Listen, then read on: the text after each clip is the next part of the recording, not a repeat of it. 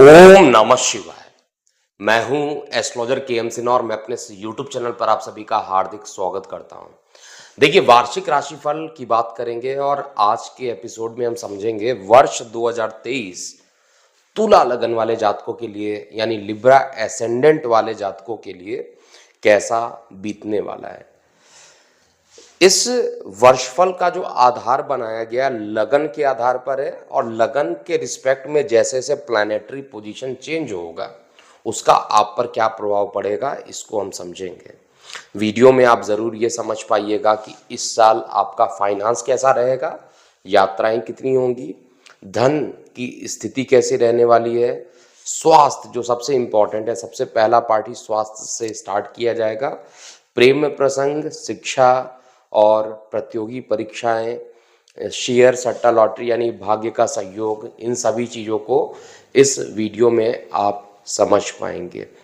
तो देखिए, स्टार्ट करते हैं। सबसे पहले आपका जो चार्ट है इसको एक नए तरीके से मैं कोशिश कर रहा हूँ प्रस्तुत करने का, ताकि जो एस्ट्रोलॉजी वर्ग के विद्यार्थी हैं वो भी इसको समझ सकें। आइए स्टार्ट करते हैं। देखिए, तुला लगन है। तुला लगन क्यों है? क्योंकि यहाँ पर 7 नंबर लिखा है। अगर ये 7 नंबर है तो आपका लगन तुला होगा। इस तरीके का अगर आपकी जन्म कुंडली है तो तुला लगन है। और तुला लगन में सबसे पहले जो हम लोग बात करेंगे आपके लग्नेश की पोजीशन कहाँ से कहाँ तक जाएगी, क्योंकि किसी भी कुंडली का जो वर्षफल होता है या किसी भी चीज का आप प्रेडिक्शन करेंगे सबसे पहले लगन और लग्नेश की स्थिति को जरूर चेक करना पड़ेगा। लगन अच्छी स्थिति में है, कहीं पाप कर्तरी योग तो नहीं बन रहा है। ये सभी चीजें चेक करने के बाद आपके लग्नेश की पोजीशन को चेक करते हैं। शुक्र ग्रह को हम चेक करेंगे। शुक्र ग्रह आपकी कुंडली में कहाँ कहाँ पर किस मंथ में कैसे गोचर करेगा, अच्छे कॉम्बिनेशन बनाएगा या खराब कॉम्बिनेशन बनाएगा, इसको हम चेक करेंगे। तो आपका जो लग्नेश शुक्र है वो वर्ष लगन में अर्थात 1 जनवरी की बात किया जाए तो वो इसी स्थान पर रहेंगे और लगभग 22 जनवरी तक सुख स्थान पर रहेंगे। लग्नेश का सुख स्थान पर बैठना सामान्यतः सुख प्रदान करता ही करता है, लेकिन अगर आपकी कुंडली में समय खराब चल रहा हो तो इसमें निगेटिविटी ज़्यादा आ जाएगी। ये पॉजिटिव इफेक्ट उतना दिखाने में सफल नहीं होगा। तो यहाँ पर जो शुक्र ग्रह है ये 4th हाउस में, हालांकि 4th हाउस शुक्र का कारक चंद्रमा और शुक्र दोनों इस जगह पर जाकर दिशा बली हो जाते हैं, तो डायरेक्शनल फोर्स नो डाउट शुक्र ग्रह को यहाँ पर मिलेगा। 22 फरवरी तक का टाइम लग्नेश बहुत ही स्ट्रांग पोजीशन पे रहेगा। और बाकी भी पोजीशन अगर हम देखते हैं, लग्नेश की जो स्थिति हम लोग देखते हैं, लग्नेश कहाँ पर होगा जरा देखिए। लग्नेश शुक्र जो है आपके दशम भाव में 1 जनवरी से लेकर 22 जनवरी तक इस पोजीशन पे, और फिर ये पंचम में आ जाएगा 22 जनवरी से लेकर 15 फरवरी तक। 15 फेब से लेकर 12 मार्च एक टाइम रहेगा। मैं फिर से रिपीट कर रहा हूँ, 15 फरवरी से लेकर 12 मार्च ये टाइम अच्छा नहीं रहेगा। लग्नेश खुद रोग ऋण शत्रु में चले जाएंगे और ये उच्च के भी रहेंगे। उच्च के रहेंगे, विदेशों से काम खराब कर देंगे। और साथ में अगर आपके किसी फीमेल के साथ लड़ाई झगड़े चल रहे हैं तो वो बहुत ज़्यादा बढ़ जाएगा। लीगल केसेस में निगेटिविटी देखने को मिलेगा और इस समय यात्रा भी नहीं करना चाहिए। तो जो सबसे पहला निगेटिव आ रहा है वो आपके इस पोजीशन पे शुक्र के जाने के कारण होगा। और यात्रा के स्थान परिवर्तन के योग तो बनेंगे, लेकिन आपको बहुत आराम से सोच के करना पड़ेगा। जनरली जब कोई ग्रह 6वें घर में आता है तो उसकी दृष्टि जो होती है 12th हाउस पे जाती है, तो 12th हाउस में सामान्यतः स्थान परिवर्तन ये करा देते हैं, लेकिन ये नीच दृष्टि से देखेंगे, अर्थात स्थान परिवर्तन भी करेंगे तो उसमें भी बहुत कठिनाई कर देंगे। लेकिन स्थान परिवर्तन का योग तो बना रहे हैं, यात्रा कम से कम कीजिए तो ज़्यादा अच्छा रहेगा। और स्थान परिवर्तन ना हो इसलिए यहाँ पर आपको शुक्र का बीज मंत्र जरूर करते रहना चाहिए। अब हम बात करेंगे कि इसके बाद की पोजीशन क्या रहेगी। 6 अप्रैल से 2 मई तक शुक्र आपके 7th हाउस में चले जाएंगे, कारक भाव में जाएंगे। कारक भाव में जाएंगे, कारकत्व को बढ़ाएंगे, बिजनेस, दैनिक रोजगार, लाइफ पार्टनर, बिजनेस पार्टनर सभी में आपके लिए पॉजिटिव न्यूज़ अकस्मात आना प्रारंभ हो जाएगा। किसी प्रकार का नया काम स्टार्ट करना चाहते हैं तो इस ड्यूरेशन में आप कर सकते हैं जब शुक्र मेष में पहुंचेंगे, और जो मेष में पहुंचेंगे शुक्र, उसका जो टाइम होने वाला है वो 12 मार्च से लेके 6 अप्रैल। ये टाइम आपके लिए फिजिबल है, ये टाइम आपके लिए अच्छा है। इस टाइम में जो भी काम करेंगे आपके लिए अच्छे रिजल्ट मिलेंगे। इसके बाद 2 मई से लेकर 30 मई फिर अगेन शुक्र यहाँ पर पहुँच जाएंगे। अपने घर में ज़रूर रहेंगे, लेकिन अपने घर में रहने के बाद भी थोड़ी सी परेशानी देंगे। शत्रु दृष्टि तो हम नहीं कहेंगे। देखिए, मंगल और शुक्र में दो बातें आप लोगों को याद रखना चाहिए। मंगल जो है वो शुक्र को शत्रु मानता है, लेकिन शुक्र मंगल को मित्र मानता है। ये बड़ी अलग कॉम्बिनेशन बन रहा है। ये मतलब मंगल जो है वो कहता है शुक्र भाई मैं तेरा मित्र नहीं हूँ, लेकिन शुक्र बोलता है कि मैं तुम्हें मित्र की दृष्टि से ही देखूंगा जब भी देखूंगा। तो इस पोजीशन पे मंगल जो होगा 6 अप्रैल से लेकर 2 मई तक रहेगा। तो 6 अप्रैल से 2 मई दूसरा प्रॉब्लमेटिक टाइम होगा। पहला जो प्रॉब्लमेटिक टाइम होगा वो 15 फैब से लेके 12 मार्च तक का जो टाइम रहेगा वो थोड़ा सा, 15 फरवरी से लेके 12 मार्च तक का टाइम थोड़ा परेशानी वाला रहेगा। लेकिन जो सेकंड परेशानी वाला टाइम रहेगा वो एक 6 अप्रैल से लेकर 2 मई तक का जो टाइम रहेगा, यही दो टाइम ऐसे निकल के आ रहे हैं। एक फरवरी का मंथ और एक जो मंथ आ रहा है वो मार्च अप्रैल का मंथ है। यानी फरवरी और अप्रैल 2 मंथ ऐसे रहेंगे जहां पर आपको थोड़ी मेहनत ज़्यादा करनी पड़ जाएगी। इसके बाद ग्रहों की स्थिति अनुकूल बनती जाएगी। और तीसरी जो परेशानी आएगी, 2 अक्टूबर में आपका लग्नेश आपका साथ नहीं देगा और अकस्मात ऋण बढ़ेंगे। लेकिन राहु केतु का जो राशि परिवर्तन है, सबसे ज़्यादा अगर किसी एक लगन वाले जातकों के लिए अच्छा रहेगा तो वो तुला लगन के लिए बन रहा है। पिछले 1.5 साल से अगर आप देखिएगा, तुला लगन वाले जातकों के लिए कुछ ना कुछ परेशानी आती ही जा रही है। मानसिक तनाव बढ़ जाना, माइग्रेन का बढ़ जाना, काम होना नहीं, पार्टनर में भी लड़ाई होना, दैनिक रोजगार में भी कुछ अच्छे रिजल्ट नहीं आ रहे थे, अब वो सारे रिजल्ट आएंगे। जैसे ही केतु द्वादश हो जाएगा और राहु 6वें घर में जाएंगे, वहां पर शत्रु हंता योग बना देंगे और काफी अच्छे परिणाम दे देंगे। राहु केतु का जो राशि परिवर्तन होगा, लेकिन ये कब होगा? वर्ष के लगभग लास्ट के 2 मंथ में इनका राशि परिवर्तन है। तो अक्टूबर, नवंबर, दिसंबर और राहु केतु कुछ मेंटेन कर लेगा, लेकिन अक्टूबर का मंथ स्पेशली कहा जाए तो आपका जो लग्नेश है वो आपके लिए सपोर्टिव नहीं रहेगा। तो टोटल मिलाकर अगर कहा जाए इस पूरी कुंडली में, तो पहला इस ट्रबल का जो टाइम आएगा वो लगभग फैब का मंथ होगा। उसके बाद दूसरा जो ट्रबल का टाइम होगा वो अप्रैल का मंथ होगा। फरवरी के बाद अप्रैल और फिर अक्टूबर, ये 3 मंथ ऐसे रहेंगे जिसमें आपको परेशानियों का सामना करना पड़ेगा। आपका लग्नेश नैसर्गिक रूप से शुभ ग्रह है, ऐशो आराम का कारक है, स्त्री ग्रह है, लेकिन फिर भी ये कुछ स्थितियों में खराब परिणाम जरूर देंगे। लेकिन अब पॉजिटिव चीजों को लेकर देखते हैं कि क्या रही है। देखिए, लग्नेश की स्थिति का वर्णन करना जरूरी है। विदाउट लग्नेश के बल को छोड़कर आप किसी चीज का प्रेडिक्शन नहीं कर सकते हैं। अब सबसे पहले देखते हैं आपका स्वास्थ्य कैसा रहने वाला है इस समय। स्वास्थ्य की स्थिति कैसे रहेगी इसको हम चेक करेंगे, यानी हेल्थ कैसा रहेगा। देखिए, हेल्थ के लिए जो रिस्पॉन्सिबल प्लैनेट है वो जुपिटर है और मंगल है और साथ में शनि ग्रह। ये 3 ग्रह जो है ये आपके लिए हेल्थ के लिए रिस्पॉन्सिबल है। जो हेल्थ का मालिक है वो जुपिटर है, हेल्थ का मालिक हेल्थ में है। और लग्नेश केंद्र में जब तक रहेंगे तब तक आपके लिए एक अच्छे परिणाम, विपरीत राजयोग का फॉर्मेशन यहाँ पर बृहस्पति देव करेंगे। तो इस लगन वाले कुंडली में दोनों ही चीज मैं देख रहा हूँ अच्छी होने वाली है। एक तो जब ये रोग में बृहस्पति रहेंगे तो भी अच्छा रिजल्ट देंगे, खराब नहीं देंगे, विपरीत राजयोग होने के कारण। हाँ, अगर फैब का मंथ आ जाता है या अप्रैल का आता है या अक्टूबर का आता है तो उस समय विपरीत राजयोग का फॉर्मेशन बहुत ज़्यादा नहीं होगा। और केंद्र में जब तक रहेंगे, केंद्र का मतलब ये लगन वाले स्थान, इन चारों को केंद्र कहा जाता है, या त्रिकोण में रहेंगे तो भी अच्छा परिणाम देंगे। बाकी जगह सामान्य से अच्छा परिणाम नहीं दे पाएंगे। तो बृहस्पति देवता का यहाँ पर बैठना आपके लिए शुभ परिणाम है। मारक ग्रह है, लेकिन फिर भी छोटे भाई बहनों को लेकर कुछ परेशानी चल रही थी, तो वो परेशानी ख़त्म होगी। और साथ में अगर छोटे भाई बहन हॉस्पिटलाइज अगर हुए हैं, तो उनके हॉस्पिटलाइजेशन का समय अब ख़त्म होगा और वो जल्दी ही स्वस्थ होकर घर आएंगे। इसके अलावा आपका जो स्वास्थ्य रहेगा पूरा, यानी हेल्थ जो रहने वाला है, वो दो चीज़ें आप यहाँ पर नोट कीजिएगा। जो डायबिटिक पेशेंट है उनके लिए बहुत अच्छा नहीं है बृहस्पति है छठवें घर का। और आपका लग्नेश भी जब छठवें घर में जाकर शुक्र के साथ युति करेगा, तो वो फरवरी का मंथ होगा। फरवरी मंथ में परेशानियां हर तरीके से दिखाई दे रही हैं आते हुए, स्वास्थ्य को लेकर भी आएंगी और काम को लेकर तो परेशानियां थोड़ी बहुत रहने वाली हैं।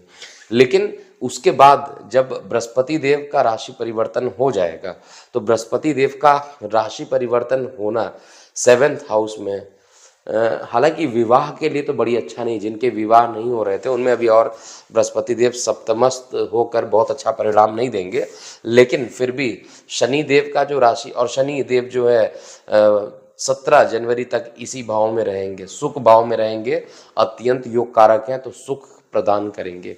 जब शनिदेव यहाँ से निकल के इस वाले पोजीशन पे पहुंचेंगे जहाँ पर आपको 11 नंबर दिखाई दे रहा है, अपने मूल त्रिकोण में जाएंगे, ये वो टाइम रहेगा जहां पर शनिदेव अपनी नीच दृष्टि डालने वाले हैं। यहाँ से ये नीच दृष्टि डालेंगे और ये 7th हाउस पे नीच दृष्टि डालेंगे। 7वें घर पे नीच दृष्टि डालना थोड़ा सा खराब परिणाम शनिदेव यहाँ पर करेंगे। एक तो वैवाहिक जीवन के लिए बहुत अच्छा समय नहीं रहेगा। बृहस्पति देव जब तक इस पोजीशन को अचीव नहीं करेंगे, जब तक इस पोजीशन तक बृहस्पति देव पहुंचेंगे नहीं, तब तक बहुत अच्छा समय स्टार्ट नहीं होगा। इस चीज़ को याद रखिए। यानी जो बढ़िया समय स्टार्ट होने वाला है वो 22 अप्रैल के बाद ही सारे काम बनेंगे, और 30 अक्टूबर तक तो राहु केतु का जब राशि परिवर्तन होगा, हर चीज़ आपके पक्ष में आना प्रारंभ हो जाएगा। तो स्वास्थ्य को लेकर 22 अप्रैल तक का जो टाइम है, यहाँ तक थोड़ी सावधानी बरतिए, विशेष रूप से जो डायबिटिक पेशेंट है उनके लिए, और जिनको ब्रोंकाइटिस या अस्थमा है, गले से रिलेटेड कोई परेशानी है, उनके लिए ज़्यादा परेशानी यहाँ पर ज़रूर देखने को मिलेगी। अब हम बात करते हैं आगे बाकी ग्रहों की स्थिति को देखते हुए। शनि और बृहस्पति, मंगल की स्थिति देखिए, मंगल की स्थिति अभी भी 13 फरवरी तक का जो टाइम है, 13 मार्च तक का जो टाइम है, मंगल ग्रह यहाँ पर रहने वाले हैं।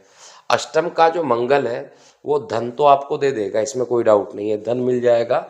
लेकिन यहाँ का जो मंगल है, एक तो थायराइड की प्रॉब्लम को भी बढ़ाने की कोशिश करेगा, और साथ में एक्सीडेंटल योग भी मंगल यहाँ पर कर सकते हैं, किसी भी प्रकार की क्षति उत्पन्न हो जाए। 13 को मंगल का राशि परिवर्तन होगा और 10 मई तक यहाँ पर रहने वाले हैं। सबसे ज़्यादा परेशानी जो रहने वाला है, मंगल ही आपके मारक ग्रह हैं, और मंगल इस समय काफ़ी खतरनाक मोड में आ जाएंगे। हालांकि जब यहाँ पर मंगल रहेंगे तो उतना खराब नहीं रहेंगे, इनफैक्ट आपके जीवन साथी के साथ आपका जो भाग्य है वो बढ़ाएगा, यानी आपके जीवन साथी के भाग्य के कारण आपका भाग्य सपोर्ट करने लगेगा। और उसके बाद ये परम नीच के हो जाएंगे।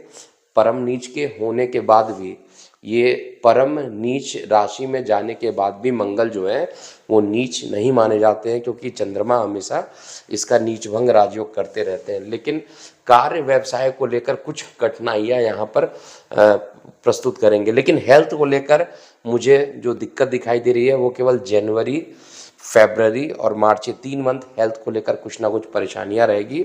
और उसमें भी स्पेसिफिक है, अगर डायबिटिक आप हैं तो उनको बहुत ज़्यादा परेशानी यहाँ पर देखने को ज़्यादा मिलेगी। तो थोड़ा सा आपको ध्यान देना पड़ेगा जिससे कि परेशानी आगे ना बढ़े। वाहन चलाते समय, तुला लगन में अगर आपने कभी भी मेरे वीडियो को सुना है, जब से मंगल इस जगह पर गोचर कर रहे हैं तब से मैं आपको बोल रहा हूँ लगातार, वाहन चलाते समय बेहद सावधानी बरतिए, नहीं तो भयंकर दुर्घटना हो सकती है, नहीं तो कोई फाइनेंशियल लॉस मंगल यहाँ पर करेगा। किसी भी प्रकार के निवेश को आंख बंद करके मत कीजिएगा। इसके अलावा बाकी सारी स्थितियां जो रहने वाली है हेल्थ को लेकर, वो लगभग अच्छा होगा। और जैसे जैसे अक्टूबर का मंथ पहुंचेगा वैसे वैसे आपके लिए चीज़ें और पॉजिटिव होने वाली है। अब हम हेल्थ के बाद देखते हैं आपके फाइनेंस की क्या स्थिति रहेगी। तो फाइनेंस को लेकर अगर हम तुला लगन की बात करें तो धन की स्थिति जो रहेगी बेहद शानदार रहने वाली इस साल।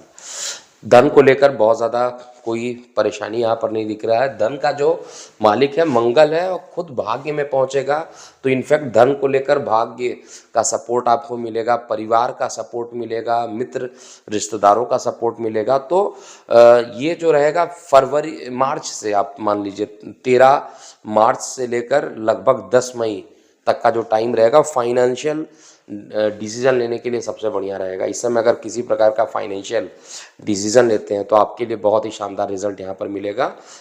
इसके लिए कोई दिक्कत नहीं है। लेकिन जब ये केंद्र में पहुँचेंगे मंगल तो थोड़ा सा परेशान करेंगे, लेकिन मकान ज़रूर बना देंगे। और सुख स्थान को भी देखेंगे तो धन को लेकर सुख मिलना, यानी फाइनेंशियल पोजीशन जो है मैं लगातार देख रहा हूँ, चाहे मंगल यहाँ पर हो, चाहे दशम में हो, चाहे एकादश हो, हर जगह पर इन तीनों ही पोजीशन पे मंगल एक अच्छा परिणाम देने के लिए रेडी रहेंगे।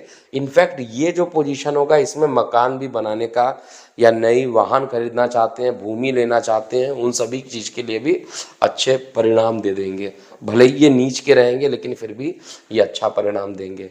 अब परेशानी कहाँ पर होगी, पार्टनरशिप को लेकर या जीवन साथी के साथ कुछ अनबन हो सकती है, तो वो पार्टनर वाले पोजीशन में देखेंगे। फाइनेंस को लेकर बहुत ज़्यादा मैं किसी भी मंथ को अगर देखा जाए तो केवल स्टार्टिंग का जो मंथ रहने वाला है उसमें थोड़ी परेशानी रहेगी। हालांकि फंड्स आएंगे, फंड्स के आने में कोई दिक्कत नहीं है, लेकिन फंड्स के जाने का भी जो खतरा रहेगा वो ज़्यादा रहेगा, विशेष रूप से जब बुध ग्रह जो रहेंगे वो यहाँ पर पहुँच जाएंगे तो धन का खर्च जो होगा बहुत तेज़ी से होने वाला है। और ये जो टाइम रहेगा लगभग आप मान के चलिए कि 1 अक्टूबर जब 12 नंबर की राशि में रहेंगे, तो यहाँ पर तो 12 नंबर की राशि नहीं, यहाँ से देखा जाए बुध 9 नंबर पे है, 10, 11, 12, 8 जुलाई से लेके 25 जुलाई, 8 जुलाई से लेकर 25 जुलाई ऐसा टाइम है जिसमें थोड़ी परेशानियां बढ़ते हुए दिख रही है। तो फाइनेंस की पोजीशन लगभग आपकी कुंडली में वो अच्छी जगह पर जाने के कारण फाइनेंस की स्थिति अच्छी रहने वाली है। देखिए हम ट्रैवलिंग की बात करेंगे कि ट्रैवलिंग इस साल कैसा रहने वाला है, ट्रैवलिंग कितना ज़्यादा पॉजिटिव रहेगा, कितना नेगेटिव रहेगा, आइए हम समझते हैं। देखिए यात्राएं जो रहेंगी, यात्रा का जो मालिक है वो बुध ग्रह है, प्रारंभ में ही सूर्य के साथ ये युति कर रहा है, तो ये एक चीज़ कन्फर्म है कि यहाँ पर विदेशों से लाभान्वित करेंगे आप। स्टार्टिंग में ही जब बुध लगभग 1 जनवरी से लेकर 7 फेब तक यहीं पर बैठने वाले हैं, तो स्टार्टिंग में, और ये मान पद प्रतिष्ठा में भी जाकर बैठे हैं, तो स्टार्टिंग से ही देखा जाए तो मान पद प्रतिष्ठा को बढ़ाएंगे। और साथ में आपका विदेशों से यात्रा करना या ऑनलाइन कोई ऐसा काम कर रहे हो जो कि विदेशों से डायरेक्ट इनडायरेक्टली कनेक्ट हो जाता हो, वहाँ से आपको लाभ मिलेगा। और तुला लगन वाले जातकों के लिए ये समय बड़ी अच्छा रहेगा। स्टार्टिंग से ही यात्रा के लिए कहा जाए, लंबी दूरी की यात्रा के लिए तैयार रहिएगा, यात्राएं अत्यधिक हो सकती है इस ड्यूरेशन में।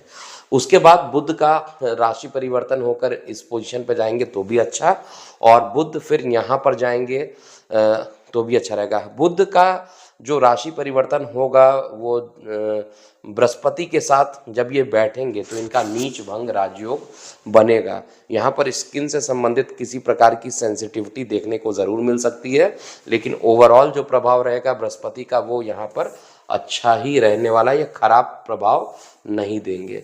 तो आइए हम समझते हैं कि बाकी चीज़ें क्या होंगी, यात्राओं से क्या क्या, किन समय में यात्राएं करनी चाहिए, किन समय में यात्रा नहीं करनी चाहिए। तो यात्रा कहाँ पर परेशान करेगा, जब आपका ये 6वें 12वें घर का जो मालिक है जब आपके अष्टम में गोचर करेगा तो यहाँ पर परेशान थोड़ा सा करेगा। यहाँ पर जो परेशानी रहेगी यात्रा को लेकर, जब बुध ग्रह जो रहने वाला है वो 2 नंबर की राशि में रहेगा जो कि 7 जून से लेकर 24 जून तक रहेगा, तो ये टाइम ऐसा रहेगा जहाँ पर यात्राओं को अवॉइड करना चाहिए। इसके अलावा आपके लिए यात्राएं अत्यधिक रहेंगी, यात्राएं शुभ कारक भी रहने वाली है, शुभ फल भी देने वाली है। अब हम कार्य व्यवसाय को देखकर चेक करेंगे कि कार्य व्यवसाय कैसा चलने वाला है।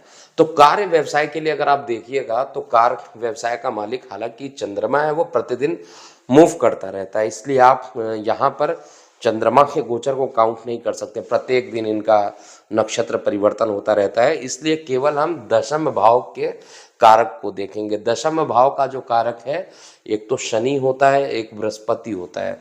तो शनि लगभग 17 जनवरी के बाद से अपने मूल त्रिकोण राशि में रहेंगे, और जब ये मूल त्रिकोण राशि में रहेंगे उसके बाद इनका जो प्रभाव रहने वाला है काम को लेकर, वो एक प्रकार से स्टेबिलिटी देने की कोशिश करेंगे, क्योंकि डिसिप्लिन में रहने वाले प्लैनेट है तो डिसिप्लिन को बढ़ाएंगे, और डिसिप्लिन बढ़ने के कारण आपका यहाँ पर हालांकि जीवन साथी के लिए अच्छा नहीं है, और दैनिक रोजगार के लिए कुछ कठिनाई जरूर यहाँ पर करेंगे।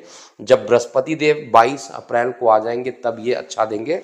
तो ओवरऑल कार्य व्यवसाय के लिए स्टार्टिंग का जो फेज है अर्थात 22 स्टार्टिंग का फेज 17 जनवरी से लेकर 22 अप्रैल तक का जो टाइम रहेगा वो थोड़ा चैलेंजिंग ज़रूर होगा। उसके बाद कार्य व्यवसाय को लेकर बहुत ज़्यादा चिंताएं नहीं है, बहुत ही अच्छा साल बीतने वाला है काम को लेकर।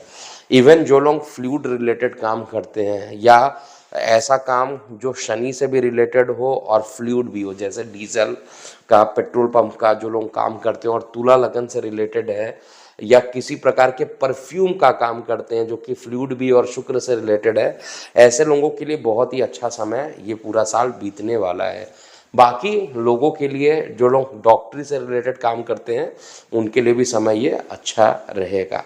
थोड़ी जो परेशानी यहाँ पर दिखाई दे रही है वो केवल कुछ समय रहने वाला है, लेकिन इसका जो परिणाम आएगा अक्टूबर, नवंबर, दिसंबर रियली आपके लिए बढ़िया स्टार्ट हो जाएगा। जैसे ही राहु केतु का राशि परिवर्तन होगा वैसे ही आपके लिए चीज़ें पॉजिटिव होने लगेंगी। कार्य व्यवसाय के बाद आपके पार्टनर की स्थिति को देख लिया जाए। पार्टनर मतलब आपके लाइफ पार्टनर हो सकते हैं, आपके बिजनेस पार्टनर हो सकते हैं, इन सभी चीज़ों को हम चेक करते हैं। देखिए, आपका जो बिजनेस पार्टनर या लाइफ पार्टनर है वो मंगल ग्रह है। मंगल अष्टम में गोचर कर रहे हैं, लेकिन अपने ही स्थान से द्वितीय भाव में गोचर कर रहे हैं। तो पार्टनरशिप में कोई किसी प्रकार का फंसा हुआ धन आपको लगभग 13 मार्च तक का डेट है जिसमें मिलने की संभावना ज़्यादा रहेगी। उसके बाद मंगल ग्रह का राशि परिवर्तन होगा, भाग्य में जाएंगे। 10 मई तक यहाँ पर भी ये अच्छा काम करेंगे। 10 मई के बाद ये अपने नीचस्थ राशि में जाएंगे, लेकिन मकान बनाने का काम करेंगे और जीवन साथी का सहयोग मिलेगा। तो ओवरऑल कहा जाए जीवन साथी के साथ कॉन्फ्लिक्ट जो हो सकता है वो 18 अगस्त से लेकर 3 अक्टूबर तक का जो टाइम है, जहाँ पर मंगल देव जो हैं अपने 12th हाउस में आपके लगन से द्वादश में पहुंचेंगे, तब थोड़ी सी परेशानी यहाँ पर करेंगे। पार्टनर के साथ विवाद करा सकते हैं, धन को फंसा सकते हैं। तो यहाँ पर पार्टनरशिप का हेल्प नहीं मिलेगा। जीवन साथी से किसी प्रकार का डिस्प्यूट हो सकता है, लेकिन बाकी समय जो रहेगा वो निश्चित रूप से आपके फेवर में आने वाला है। पार्टनर के बाद हम देखेंगे अगले पॉइंट को, प्रॉपर्टी में इन्वेस्ट करना चाहिए, कब करना चाहिए, वाहन खरीदना चाहिए तो वो क्या डेट होंगी, प्रॉपर्टी से रिलेटेड चीज़ों की बात करेंगे, भूमि वाहन मकान से रिलेटेड। देखिए, भूमि वाहन मकान का जो कारक होता है चंद्रमा होता है, साथ में मंगल की पोजीशन में देखते हैं और शनि को भी देखते हैं। तो शनि आपका चतुर्थ भाव का मालिक है, और शनि ज़्यादा मूवमेंट नहीं करते हैं, बहुत ही धीमे चलते हैं, मंद गति से चलते हैं, और शनि मूल त्रिकोण में रहेंगे। और मूल त्रिकोण में जैसे ही ये पहुँचेंगे तो आप के मकान को चेंज कर देंगे, स्थान परिवर्तन करने की पूरी संभावना शनि 17 जनवरी से ही बनाना प्रारंभ कर देंगे। तो मकान को लेकर अगर आप इन्वेस्ट करना चाहते हैं, नया मकान लेना चाहते हैं, नई प्रॉपर्टी में इन्वेस्टमेंट करना चाहते हैं, तो एक ही डेट में बताऊंगा, 22 अप्रैल से लेकर 30 अक्टूबर तक का ये डेट मैं दे रहा हूँ। इसमें प्रॉपर्टी में जो भी निवेश करेंगे आपके पक्ष में आएगा। इसके बीच में अगर आप निवेश करते हैं, विशेष रूप से 17 जनवरी से लेकर 22 अप्रैल तक का टाइम थोड़ा सा कॉन्फ्लिक्ट करेगा, इसलिए उसमें किसी प्रकार का रिस्क लेकर निवेश नहीं करना चाहिए। इस बात का विशेष रूप से आपको ध्यान देना चाहिए। प्रॉपर्टी के बाद हम अगला जो चेक करेंगे वो आपके प्रेम प्रसंग कैसे रहने वाले हैं, और अंत में शेयर सट्टा लॉटरी यानी भाग्य कितना सपोर्ट करेगा। इन 2 पॉइंट को हम देखते हैं। देखिए, प्रेम प्रसंग जो रहने वाला है वो इस साल बहुत ही मजबूत रहेगा, संबंधों में प्रगाढ़ता आएगी, लेकिन जीवन साथी के साथ किसी प्रकार का आप ये कहिए कि कुछ सेपरेशन हो सकता है, किसी बात को सेपरेशन हो सकता है, या ऐसी कंडीशन बन सकती है कि आप कार्य क्षेत्र में दूसरे जगह पर रहें और आप अपने जीवन साथी से दूर हो जाइए। कुछ इस तरीके के योग शनिदेव यहाँ पर बनाएंगे। तो स्टार्टिंग का जो चैलेंजिंग फेज रहेगा वो 17 जनवरी से लेकर 22 अप्रैल तक का जो टाइम रहेगा उसमें कुछ चैलेंजेस आपको देखने को मिलेंगे। इसके अलावा कोई बहुत ज़्यादा निगेटिविटी मैं नहीं देख रहा हूँ। प्रेम प्रसंग के बाद अंतिम जो पॉइंट है वो शेयर सट्टा लॉटरी यानी भाग्य के भरोसे अगर कोई काम करना चाहते हैं तो कब करना चाहिए, कब नहीं करना चाहिए। देखिए, भाग्य का साथ तो स्टार्टिंग से ही आपको दिखाई देगा। इस साल जो भाग्य का सपोर्ट रहेगा वो पूरा जनवरी और पूरा फरवरी मार्च तक पूरे आपके जो शेयर सट्टा लॉटरी में पॉजिटिव रिजल्ट आपको ज़रूर मिलेगा। देखिए, डिस्क्लेमर मैं दे देता हूँ, शेयर सट्टा लॉटरी किसी एक स्पेसिफिक पर्सन के लिए उनके चार्ट के अकॉर्डिंग वेरी करता है। तो डिस्क्लेमर मेरा है कि कोई ट्रेडिंग या शेयर सट्टा में इन्वॉल्वमेंट आप अपने मर्जी से करते हैं तो उसमें रिस्क भी आपका होगा, लेकिन मैं केवल गोचर का परिणाम बता रहा हूँ कि जब आपका जो भाग्येश है या तो त्रिकोण में आ जाए तो अच्छा रिजल्ट देगा, या तो आपका भाग्येश सुख में आ जाए तो आपको अच्छा रिजल्ट देगा, या भाग्येश यहाँ पर। तो यही 3 मंथ ऐसा दिख रहा है जिसमें भाग्य का सपोर्ट ज़्यादा रहेगा। जनवरी फरवरी मार्च में भाग्य का सपोर्ट आपका ज़्यादा दिखाई देगा। इसके बाद इनका जो सपोर्ट मिलेगा जब ये 5 नंबर की राशि जहाँ आपको दिख रही है, यानी 25 जुलाई से लेकर 1 अक्टूबर, तब जाकर आपको सपोर्ट मिलेगा। ओवरऑल शेयर सट्टा लॉटरी में मई जून जुलाई खतरनाक आपके लिए हो सकता है। बेहद दूरी बनाकर रखिएगा, और ज़्यादा सटीकता के लिए आपको दैनिक राशिफल या साप्ताहिक राशिफल ज़रूर देखना चाहिए। तो ये था पूरा तुला लगन वाले जातकों के लिए 2023 कैसा बीतने वाला है। आप अपनी प्रतिक्रियाएं कमेंट बॉक्स में लिखिएगा। वीडियो पुनः मैं बता रहा हूँ डिले से पोस्ट किया जा रहा है किसी कारणवश, लेकिन फिर भी मेरा ये प्रयास है कि कुछ अच्छे तरीके से आपको एक्सप्लेनेशन के साथ इसको बताया जा सके। तो अभी के लिए इतना ही। मैं हूँ एस्ट्रोलॉजर के एम सिन्हा। ओम नमः शिवाय।